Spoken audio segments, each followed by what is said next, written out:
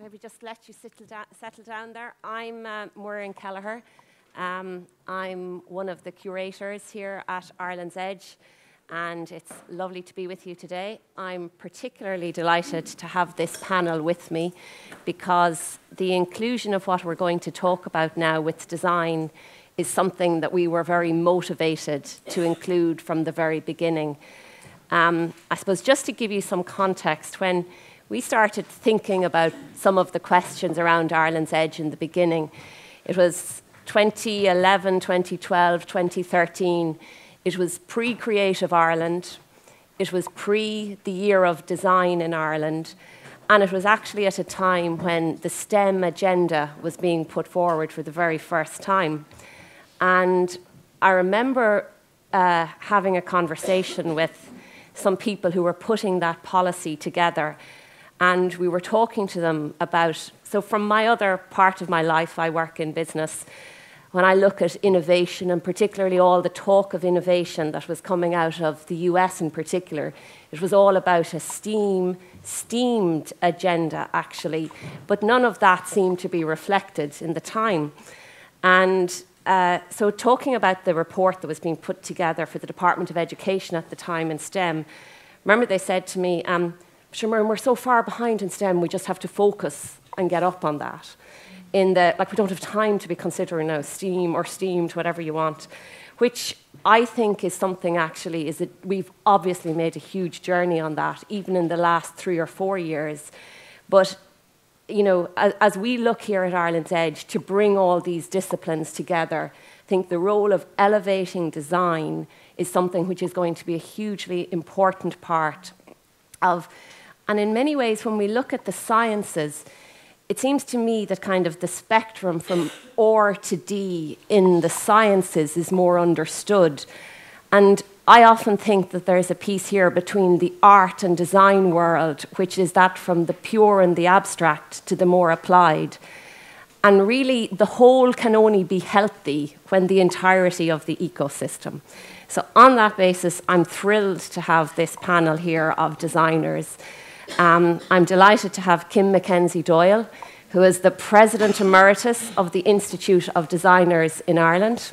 Enda O'Dowd, we brought one of our own with us. Enda was born and raised at the bottom of the Connor Pass on a fine road between Castle Gregory and Dingle.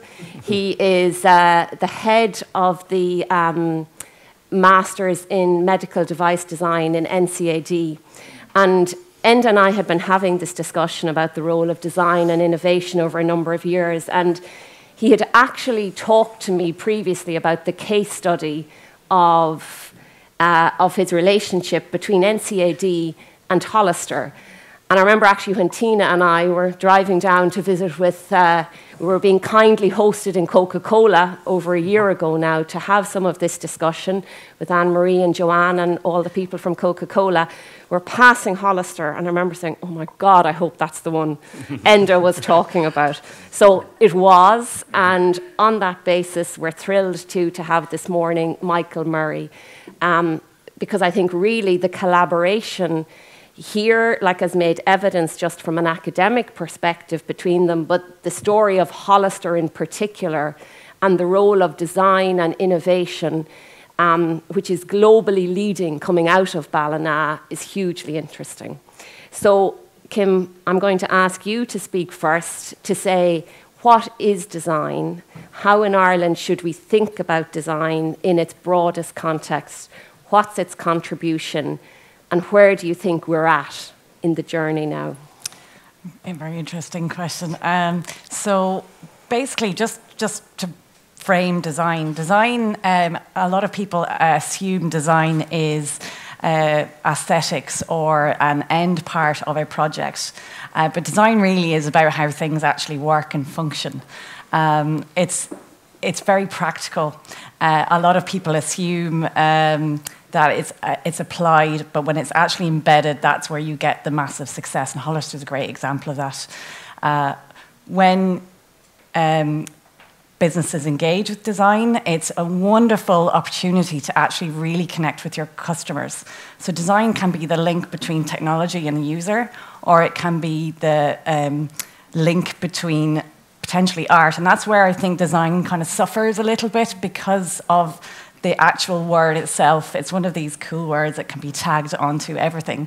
You know, I'm a designer, you could be a fashion designer, you could be a shoe designer, you could be a programmer. And it has all of these capabilities and opportunities, but our core perspective on design is typically muddled between either art or craft or tech.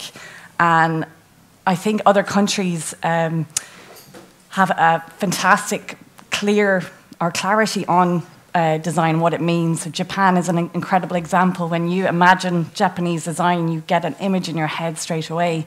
When you think about Danish design, you get this vision in your brain, and you can identify what that is. But with Irish design, I think it's a little different. You might steer towards fashion if that's what you're into, or you might steer somewhere else, more in the craft space. So I think as a country, we're still developing that notion of design and what it actually means.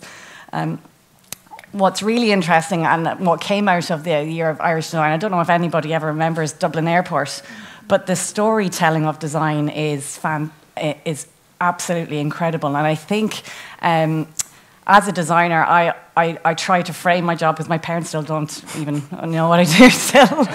And I think one way we can successfully frame our roles is we're a storyteller. We're the connection between potentially technology companies like Intel and the people that actually use it.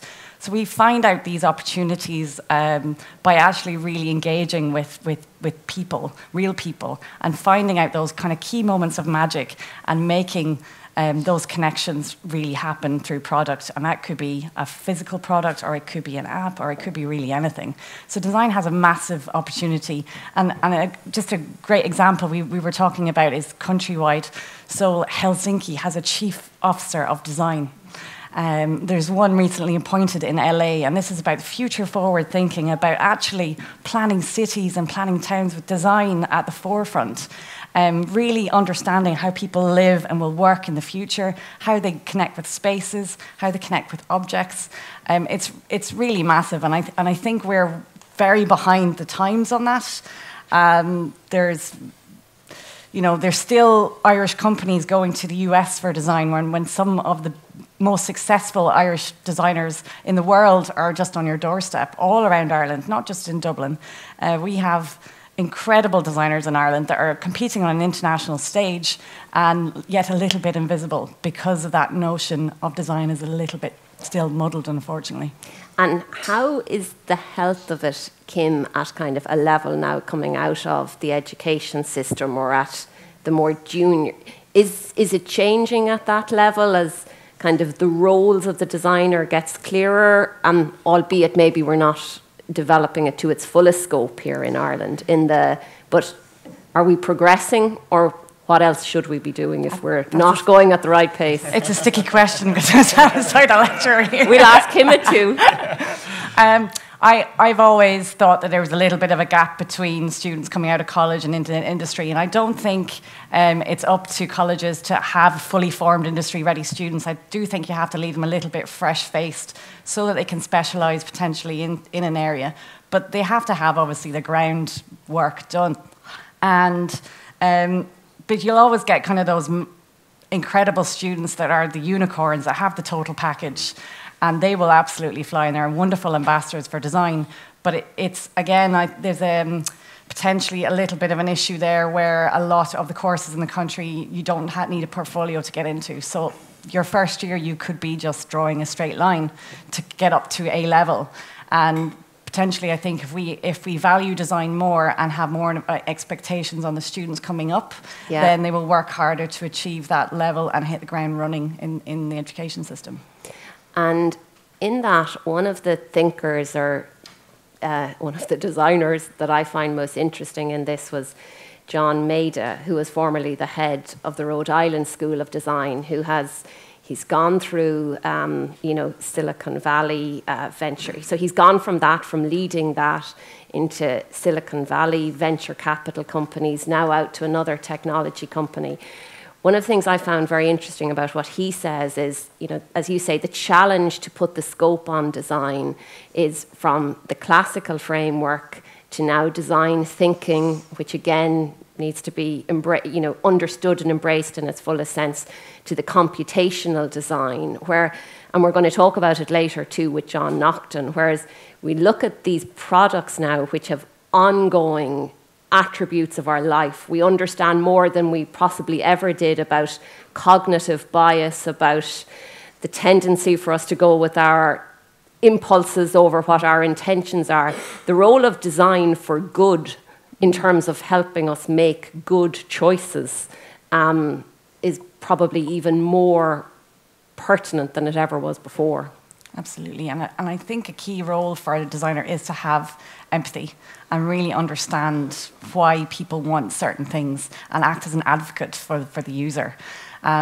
Because it's great to have all the technology in the world, but if somebody won't use it, if it's not really easy, and if it's not simple, and that's typically the hardest products in the world to produce are the simplest. But those products that are successful tend to fly. You don't need marketing campaigns because everybody loves them. They build emotional connections around them, and the ownership is just incredible. I have a few products and I'm showing them to people like, isn't this amazing, and get so excited about them. And that's when design is successful. So there's obviously different levels of design. You really notice bad design. You shouldn't notice good design, but in great design, you should bow to the other. And in terms of, as Kim said there, that journey of putting the user at the heart of you made your own journey from engineering into a more human factors way of looking at the world. Will you talk to us about that journey and what motivated you? Yeah, I suppose, as you said, I grew up in West Kerry, the foot of the Conor Pass, and I actually made my way to Athlone, of all places, to do a degree in polymer technology, of all things. I think because I loved Lego. And I went to the Green CBS in Tralee. There was no art. I was in the wrong class to do technical drawing. I loved physics, loved science, but that bridge into getting hands-on and that creativity bit, it just wasn't there, and it was absent in our education. And there's a real hierarchy of subjects, and it's maths and science is great, but there wasn't even woodwork or metalwork, so no hands-on, and that's a really important part for us of design, is that hands-on, the making. Getting into the workshop and making things, and I think it's a real detriment to a lot of the engineering schools. They're really, really analytical now. They're missing out on that building to think, that workshop piece. But yeah, I worked as an engineer, technical sales, and worked in the industry, and got really frustrated with the fact that there was so little creativity. And I eventually ended up 14 years ago now in the National College of Art and Design, after doing a master's in engineering product design.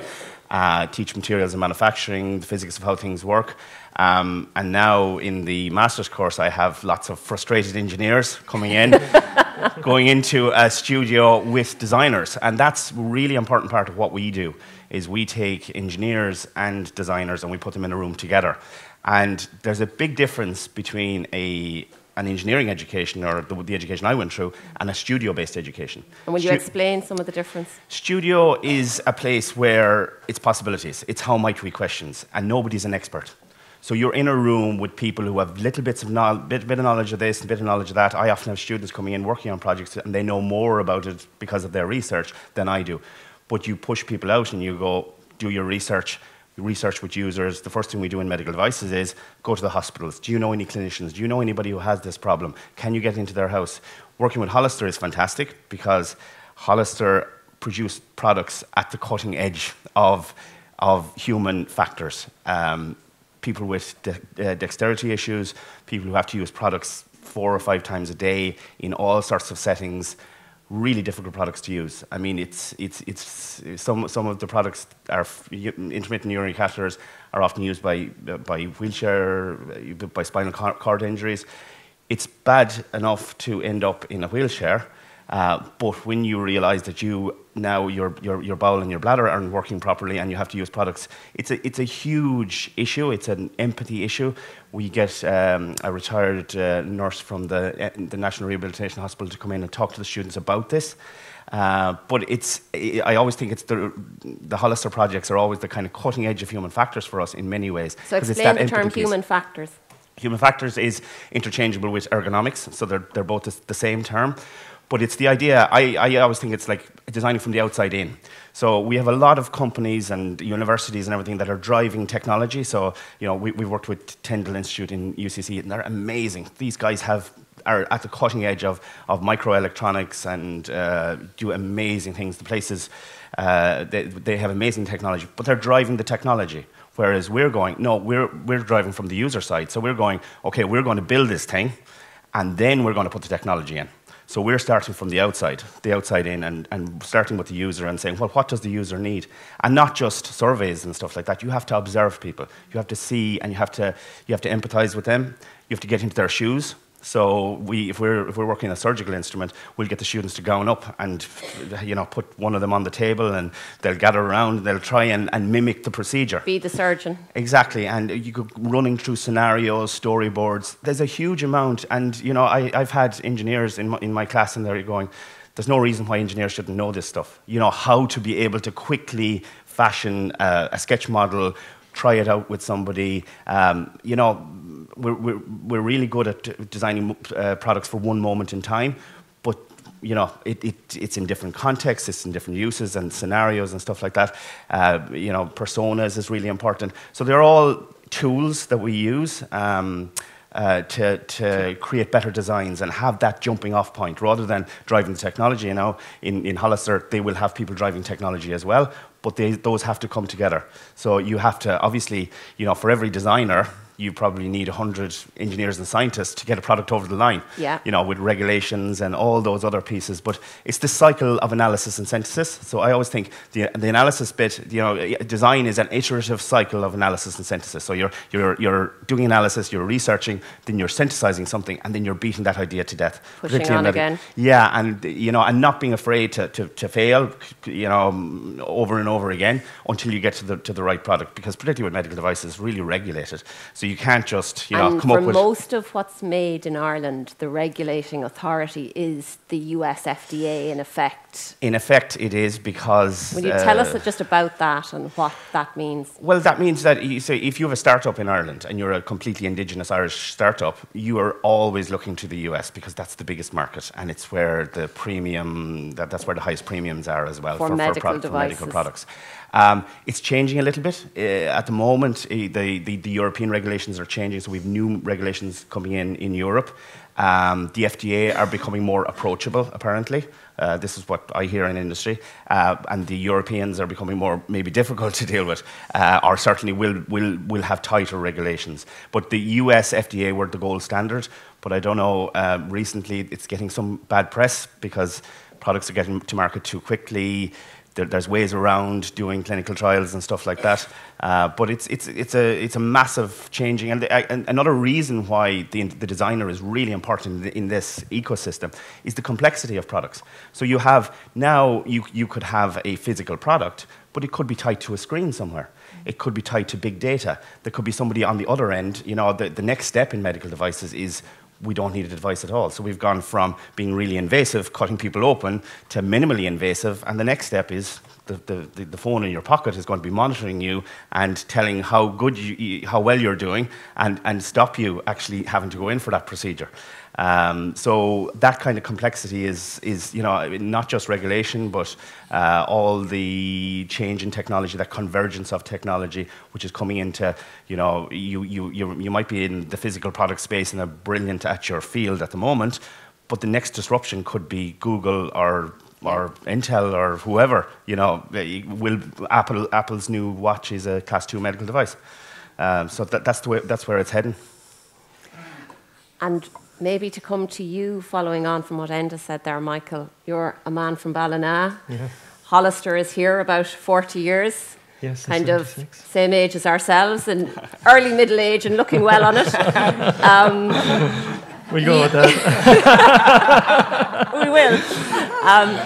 Tell us about what you do in Hollister, and maybe tell me about your journey of innovating for the global market out of here in Ballina. Yeah, so quickly, just a little bit of background on Hollister. We're based in Ballina since 1976, but globally we're nearly 100 years old. Initially founded in Chicago as a printing company, and then moved into the medical device arena. Interesting fact, the first identabands were developed by John Snyder, our founder. So any hospital-related bands, they started there.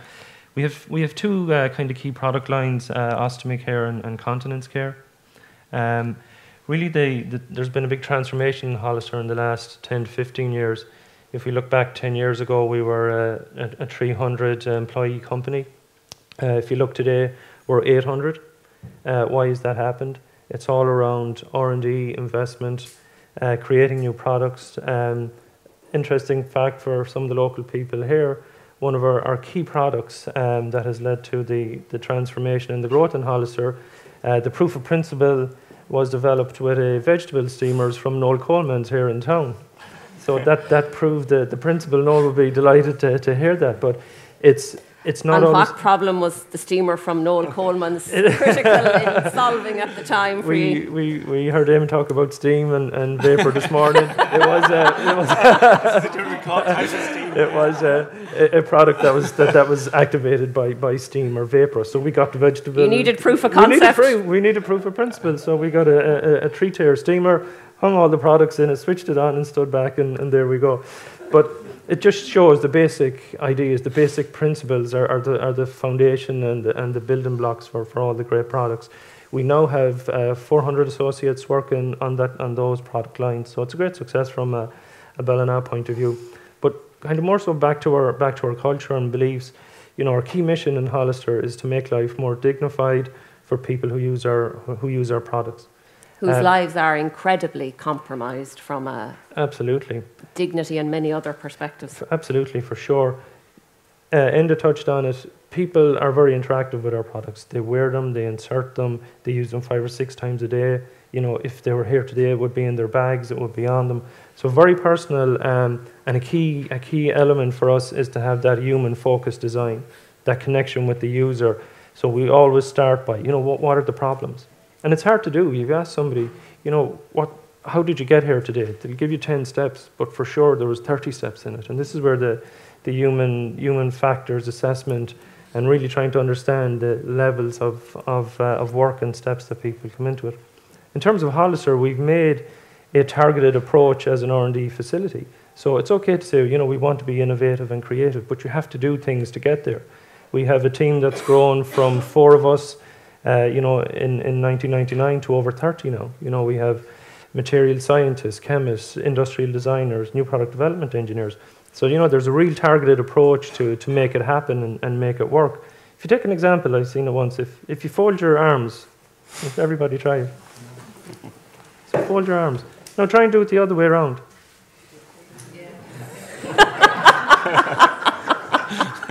Not happening. Did it feel awkward? Yes. So, you know, to be innovative, to be creative, to try new things, to dare to be, you know, wonderful, it takes a challenge, and it's not doing things the same way. It's doing things differently and getting different perspectives. And tell us, one of the things I found very interesting when we were chatting, Michael, is you have different rules for innovation at different stages in the process in terms of what's acceptable behaviour, what's acceptable ways of thinking, back to Enda's point about opening up, asking a different question. Will you talk to us about that? Yeah, so we talk a lot about culture and behaviours and how we interact with each other. So when we're, you know, there's a time and a place for everything. When we're in a creative, you know, an ideation space, that's, you know, who are the best people at being creative? Children. You know, they ask all the questions, you know, why? They keep going till they get the answer they want. So when we're in that space, Will you tell us the story of your daughter? So we were talking before this. So we talk a lot about... If you think the folding the arms one was hard. No, we would talk about behaviours and beliefs, and one of the behaviours we would call our rivers of thinking. So we all do it. We all do it every way. We believe things are a certain way and should be that way, and we try and break those, and that's some of the ideology we bring into our ideation work. So here's an example of a river of thinking. So we were out for dinner with my 6-year-old daughter, and she wanted a burger. So she doesn't like the seeds on the bun. So we asked, could we get a burger without the seeds? And we said, no, we're sorry, that's all we have. And then I said, Saoirse, you're going to have to get something else. And she stopped, and she said, well, Hold on. What would everybody else Yes, do? what- So, no seeds on the solution? top of this bun. How do you solve that problem? Two bottoms, yes, we have some very creative people. Can I have two bottoms? And everybody was happy, but it's a great example. It's a great example of a river of thinking from my I was part. going picking the seeds off. Yeah, we've done that, and then but it's A long way around. it's a great example of a river of thinking and a mindset. And to go back to your early question, that's what we try and emphasize. Don't think today, we've always done it that way. Everybody here has heard, no, we've tried that before, it didn't work. So instead of saying that, say, yes and or yes because, and try and build on it rather than shutting it down. Because when you do that, people, they'll clam up. So it's about creating the environment, making it people aware that, we're in a creative, nurturing environment, but also making people aware that after this, we will have a chance to put our serious hats on and break it down and really weed out the good from the bad. But in that space, you have to be really open and create that environment. We issue red cards, if people are saying no because, and we have some fun with it, but it's about creating that creative space. And will you talk to us about the collaboration between yourselves and NCAD and the medical device design course there? How you structure that? You're nearly 8-9 years working at it now? 9 years, 9 years, yeah. yeah.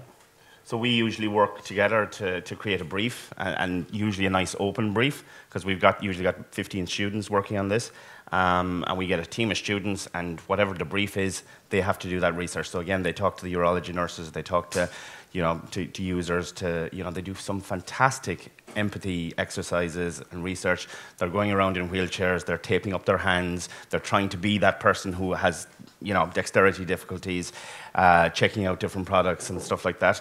And then they present all that research to Michael and the team. And based on that feedback, so that's that iterative cycle. So Michael will say, yeah, that's great. Did you think about this? That's fantastic.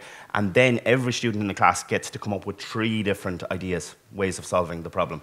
And that's just a pin-up of sketches. So we fill a room with sketches. So now we have a huge amount of ideas. And again, Michael will come in and we'll talk through the ideas. And, it's all sketches, so it's all analog. So there's a lot of serendipity in that. And sometimes Michael will see things that we didn't even think were there. And then at that final stage, we converge back in. So, we've picked out one of the ideas or maybe a couple of different aspects of particular pieces, put them together into the final design, and we hone it into, this is my final product, this is what it's going to be. So every student in the class gets to do their own final design. And Michael is fantastic at facilitating that and that positivity, keeping, it's the maddest ideas sometimes that work. And, it might necessarily be the maddest idea that's going to come out the other end, but it's that mad idea that has created that rethinking, or that, now you're thinking differently about it. So, yeah, it mightn't work at the final stage, but because you've gone out there, you've come up with something different, and you can bring it back into something feasible at the end. Yeah. I think just to build on Enda's point, organisations have changed over time. We have our R&D team here. We'd be a little naive to think that we can answer all the problems and do everything. The structures of organisations are breaking. We're reaching outside, we're partnering, with colleges and universities, and we're bringing those ideas in. We also bring the students in, they present their work in Hollister. It energizes everybody, to see all these great ideas. And what people love is the fresh thinking. We can get a little bit blinkered sometimes, we try not to, but we're in a manufacturing facility and we think about how I'm going to make it, and the students don't. They think big blue skies, they focus in on the user challenge, the user problem, and that's really where the benefit comes from. We had one of the guys this year, played hurling in Dublin. He got an ostomy bag, filled it with beans, and went out and trained with his teammates just to try and get that user experience of what does it feel like. And there's some great feedback on that, but that's what the guy's doing. It's brilliant to see that and be part of that. And Michael, will you also talk to us? One of the things we often ask of, places like Dingle, a place like Ballina, which is like, what is the future for towns like these, for the communities and the villages which surround them? Doing what you're doing, which is cutting edge, globally leading, you're number 1 in your category globally. in the, what is it like to do that out of a place here, a town on the, we have found, by the way, that Dingle is better wired up, which we won't say back in Dingle because we have spent a long time saying that it wasn't. But what are the opportunities and the challenges that it presents, and how do you see that evolving? I think if we go back a little bit historically to the history of Hollister, you know, the company was entrusted to the employees. So that has really created a culture of ownership amongst employees. And I think, you know, part of today, and I hope people get to see inside the gates of the factory, you know, understand what's happening in there. And, you know, that's why I was so pleased to be able to talk here today. You know, what does the future bring? It's a very bright future. You know, the skill sets that are there, the capabilities, you know, we're growing from strength to strength. And it's liaising with companies or with education and industry. We've had a graduate from this year's class join us. So, you know, what does the future bring? Very positive. You know, we're trying to recruit people to have the right caliber of people. I think we're lucky in the west of Ireland. It's a hub for medical device manufacture. It's an entire ecosystem. There's a whole ecosystem there.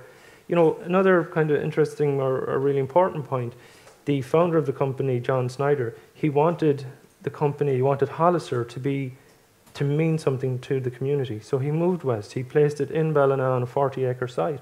That was his vision, that it would be part of the community and mean something to people and bring that future and confidence to the town. And I think he's successfully done that.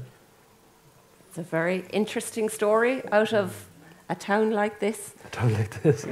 But these are bigger questions, which are, and it takes that intentionality of somebody who said, these are the ingredients I value for the backdrop to this. In the Kim, one of the things which I was hoping we might talk about with you in the backdrop and the other backdrop that we see, you know, as I say, that end of the spectrum from the arts through to design, is the challenges of being creative in what is sometimes for our creatives an increasingly precarious place as we look at.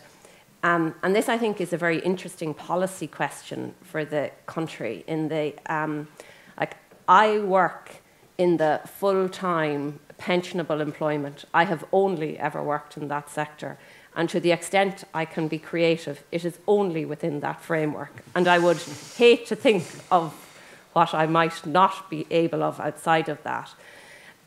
We ask our creatives to work in a place with very little security, with very little surety of the next. And it seems to me that's just a mad dichotomy in your role as the Institute, as president of the Institute of Designers. You've particularly looked on, well, how do we, from a resilience perspective, look at the mental health and the supports for our creatives? Will you talk to us about that? Because I think it goes the full end of this spectrum. Absolutely. Back in 2016, I read an article that creatives were 25% more likely to suffer a mental health issue in their lifetime than the general population. That was a little bit of a mic drop moment for me. I'm an industrial designer by nature, and there's only 5% of women in product design in Ireland, and a lot of my peers were men, and I knew that some of them were having issues and struggles, and nobody was talking about it. And it's not just a creative issue, it's obviously an Irish issue, but nobody was really doing that much or being very vocal. So designers are naturally problem solvers, so I was like, all right, okay, what can we do as designers, as a community, to kind of recognise this and reduce stigma? So the idea for Mind Over Matter was born, and it was a National Day of Creativity in Aid of Mental Health, which takes place on October 10th in 9 sites around Ireland, and nearly 200 leading creatives have donated a day of their time to give consultations to business. And that could be from any sector, and 100% of the fees go to Aware. So it's a wonderful platform for designers themselves to be, or to give their time to a cause. And that's really good for your own well-being, to actually do something to volunteer in some way. And it gives them a platform to actually use their skills as well to do great things. And the day itself, businesses can book 1 hour at €75, consultation, and you can ask any questions. You get an opportunity to actually fill out a little bit about your company or your problem or your issue, and the designers will be well armed for that session, so you'll actually get a lot more than the hour itself. But it's great for if you're developing an app, or if you have a product, or if you have a business, just to get that creative expertise, or that essential creative thinking, and especially for companies that have never engaged with a designer before, it's a wonderful opportunity for them to do that on that initial space. taster. And the caliber of the creatives that are involved this year are just world class. We have designers who actually only work with international companies, so you would never actually get the opportunity to get in front of them otherwise. So it would be wonderful if I have some brochures, so I might leave them out the front. It'd be great Full steam ahead for October. Absolutely. And if you can't make it to a site, you can Skype in with your session, because we live in that connected world. But it rang true really to me as well. My grandfather committed suicide. My father suffers from depression, and we only talked about it as a family last year. And I think we need these talking points to start the dialogue amongst ourselves. It's one thing for incredible famous people to come out and say, I've suffered depression or anxiety. But until we have these conversations within ourselves, within our own communities, not a lot are going to change. Unfortunately, Ireland's mental health system our health system is not where it should be for people that suffer, and you will only find this out when somebody in your family is experiencing an issue. We are so behind, and especially for young people's services, I think it's an absolute disgrace. So we all need to take a little bit of responsibility for this, and I think if everybody can do just one thing in their own way, in their own power, I think the world will be a better place for it.